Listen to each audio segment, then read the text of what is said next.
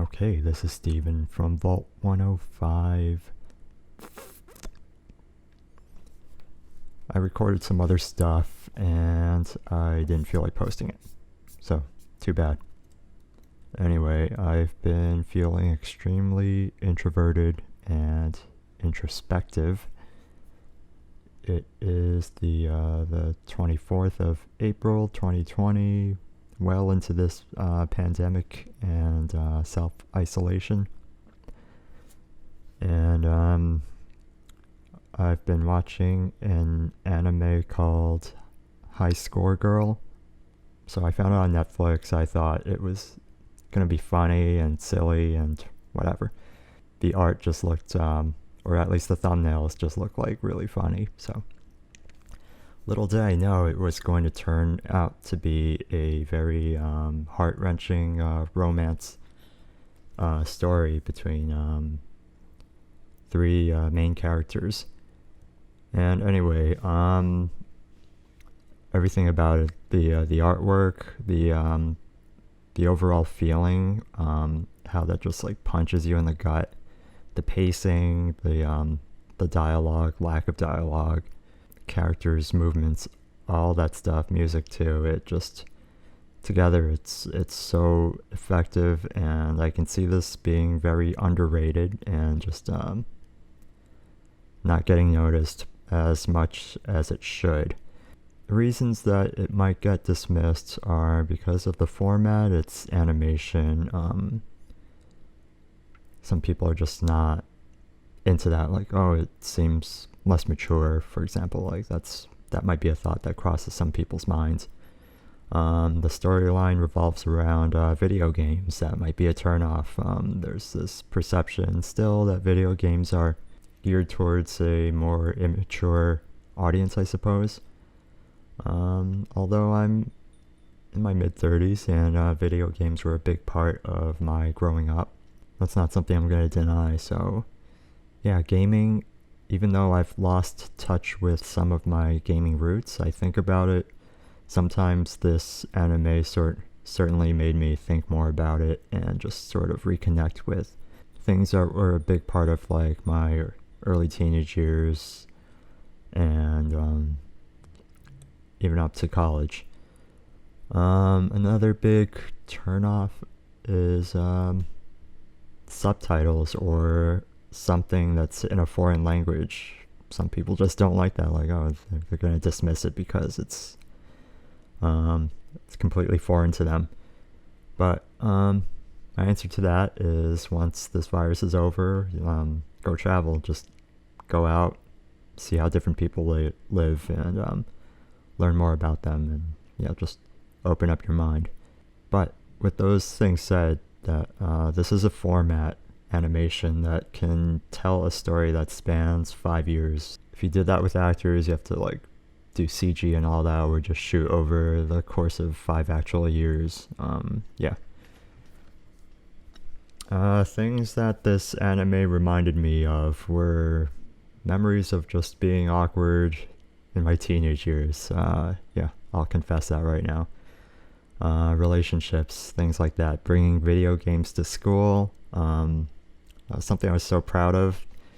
In middle school, I had like a portable television, which was probably around that big, yeah. And it had like a little dialer and like a retractable antenna. And I was trying to figure out a way to connect video games to that so I could play like Super Nintendo on the go, and yeah, all this like just really immature thoughts. So by high school I was like packing like a Game Boy Light or something, and playing that on the bus. There are also memories of just feelings that were not returned, or just those clashes with different personalities, all that stuff. It's just all of those emotions come welling back up when I watched.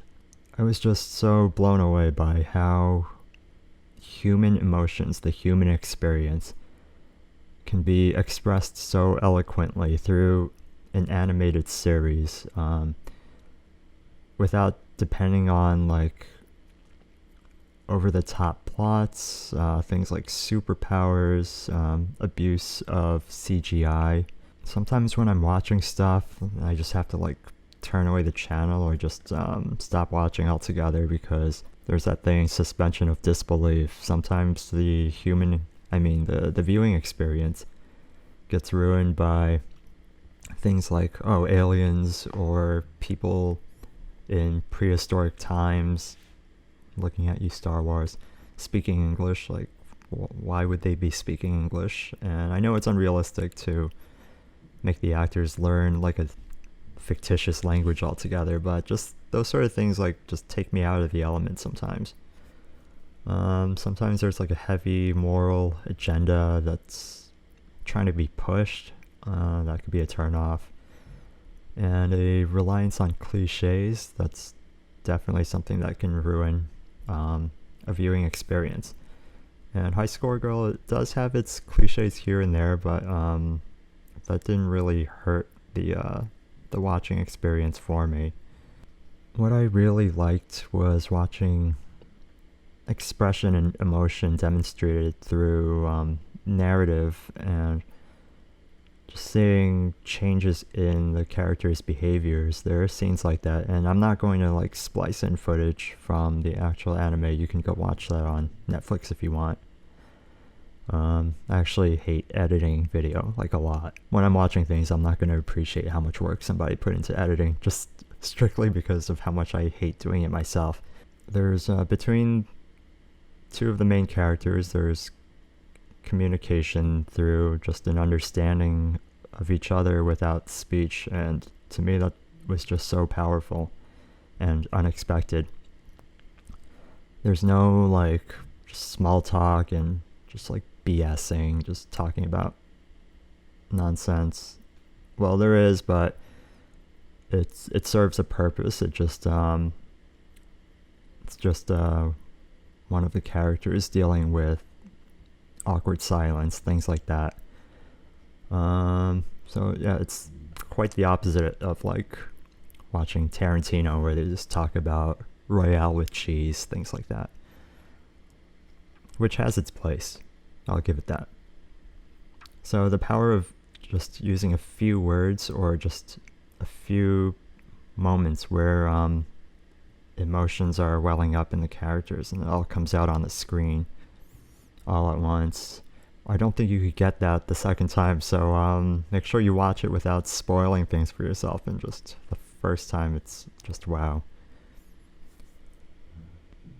As for character development, since the story spans over several years, like about 5 years at least, the story explores so many things. It explores human character of trying to brand or rebrand yourself in effort to appeal to others, whether that's for like school or work or for the sake of romance. And yeah, it's so relatable.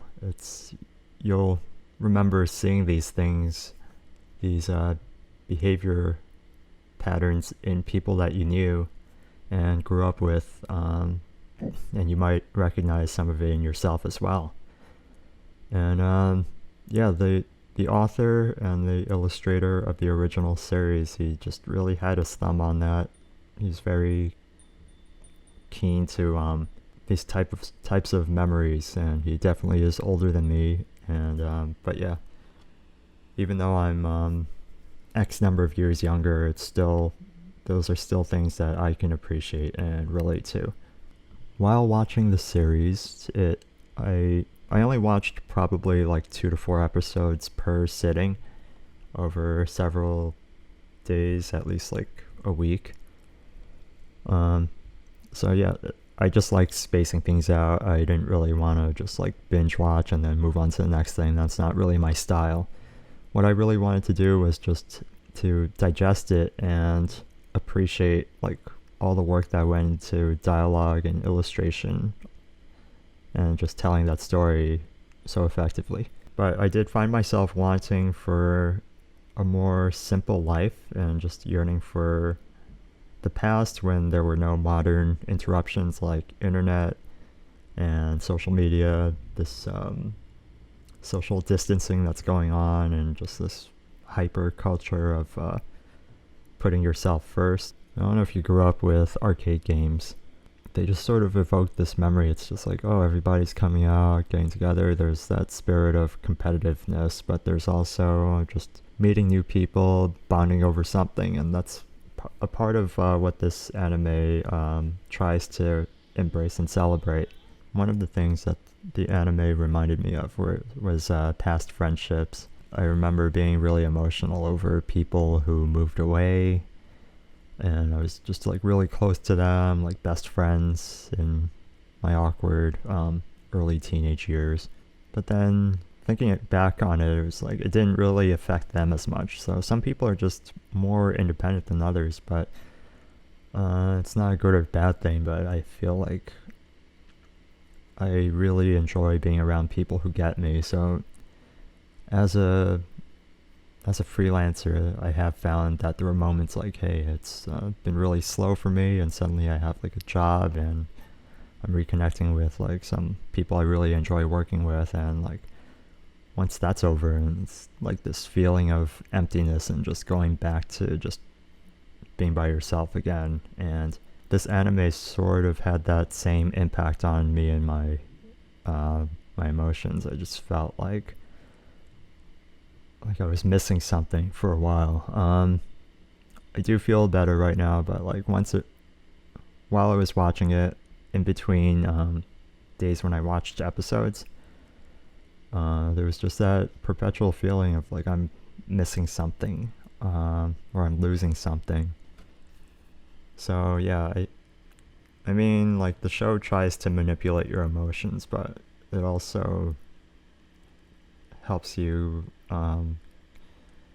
I suppose, get in touch with some of these feelings. And yeah, that sounds really cheesy. I guess it sounds like it feels kind of like a breakup type of thing, I would imagine. I'm reminded of also just being super mature in high school. Like I had my Game Boy and I'm playing games all the time. I'm playing games on like people's cell phones, and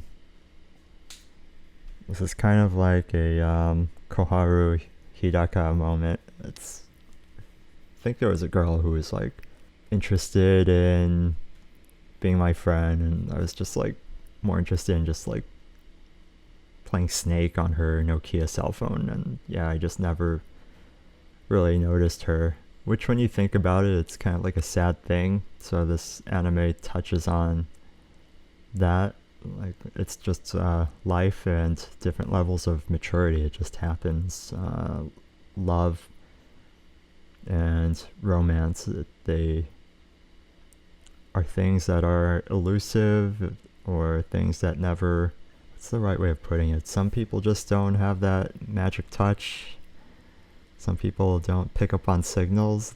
It's all parts of being human, and it's not all just fun and games and happy times.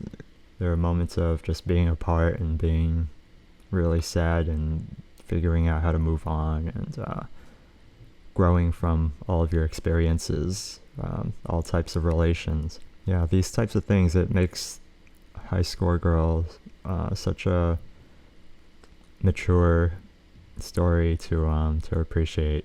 On a lighter note, it's a very obvious love letter to arcade games, video games, just appreciating older technology. Nowadays, in the 2000s, companies are really interested in just putting out like the next video game system, so next generation everything.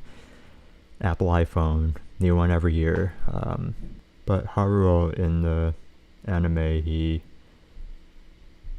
appreciates older video games, so he's really up to date. He buys like all the newest stuff, but he still plays like the old generation consoles that he has. It's just a really nice touch.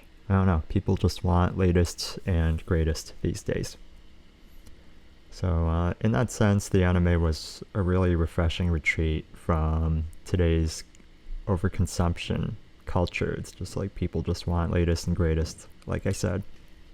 It's nice to celebrate nostalgia and just to appreciate the effort that went into making older things and the joy that it brought you at one point, and the experience that you shared playing something with somebody. And yeah, these are all things that this show is getting at. Well, that's all I want to talk about for today. I could just keep going on and on about this show, but I think if somebody interviewed me, it would be a lot easier to talk about it. But yeah, this show just has been just making me so introspective and just weighing so heavily on my mind at all times that I've had to read the manga and also rewatch episodes, things like that, just to relive some of those recent experiences that I've been enjoying so fondly. Well, I do hope you go out and check it out and give it a watch. It's definitely worth your time and something I'll appreciate and return to time and time again. I could see that, like 5 years, 10 years, I could see myself coming back and watching it again. As to whether there are future seasons or episodes, we don't know if that's going to happen at this point, but I really do appreciate it for what it is in 24 episodes. Cool, go check it out.